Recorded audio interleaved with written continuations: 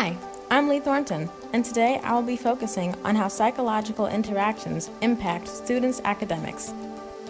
In this generation, the top two social interactions affecting academics are social media and domestic stress. A simple definition of domestic stress are problems at home affecting psychological well-being. This can mean problems of any kind, being violence, divorce, house renovations, finance, or a new pet. Let's be honest, we all have crazy families, so the list goes on and on.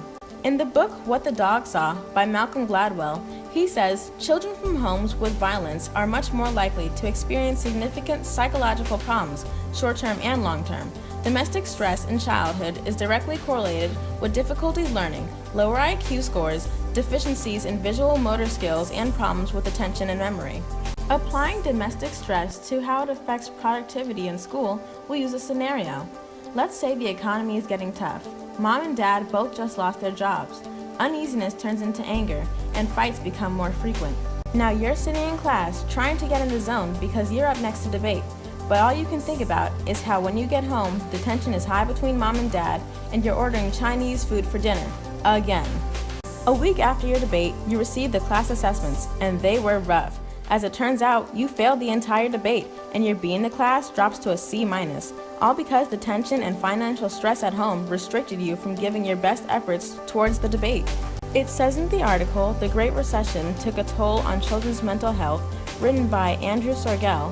When there are troubles at home, the mental health of students are at risk. Children's mental health status declines as economic conditions deteriorate. As humans, when studying or focusing on anything in any given subject, there is an underlying separated mentality fixated on what the outcome of your work will be.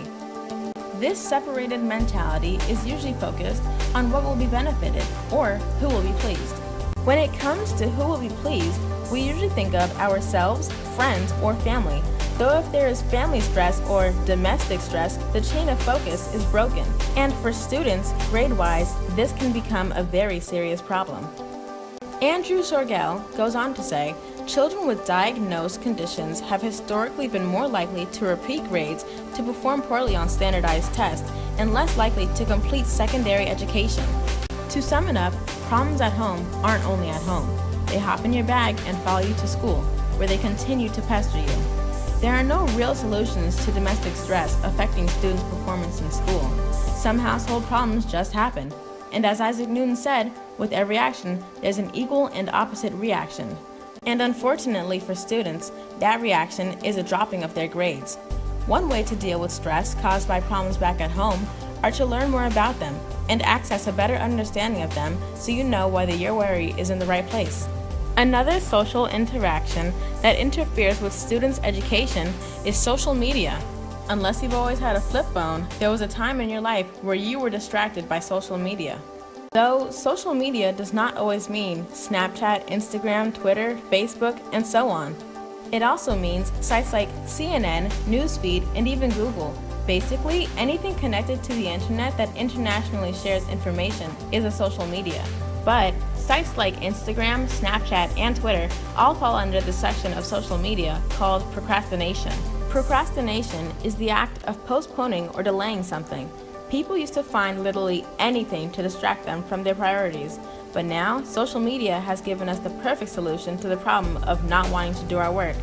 The article, The Anti-Social Network, written by Mike Mariani, states whether it's young girls seeking anonymous male gaze, social media impresarios building their brand, or randos starring in their own tiny prosaic Truman Show, Periscope is first and foremost another platform of the self.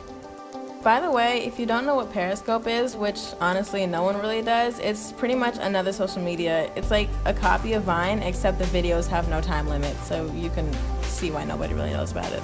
Anyway, due to social media, students have been creating their own self-promotion that has gotten so big that it has distracted them from their own academics. Mike Mariani goes on to say, a psychologist at the University of Georgia notes that social media has created a great environment for self-obsession to thrive.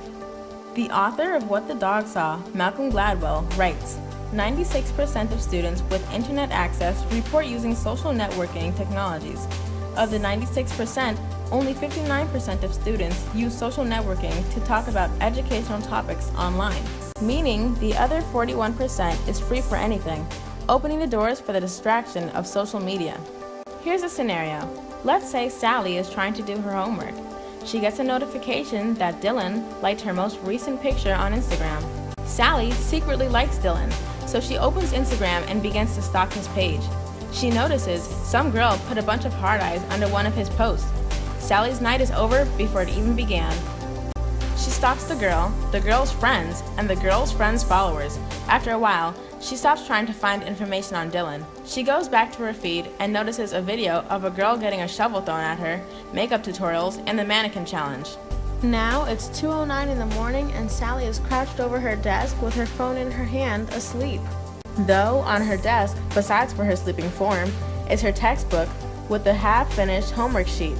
Her computer is still on and the screen displays her essay that's due first period tomorrow morning. Yet, the only thing on the screen is the title. A week later, she receives an F on the essay. She promises herself she will never go on her phone after school again. But that night, while redoing the essay, she gets a notification from Snapchat. Dylan is typing. Another night wasted on social media means an incomplete essay, and an incomplete essay means a drop in her grade.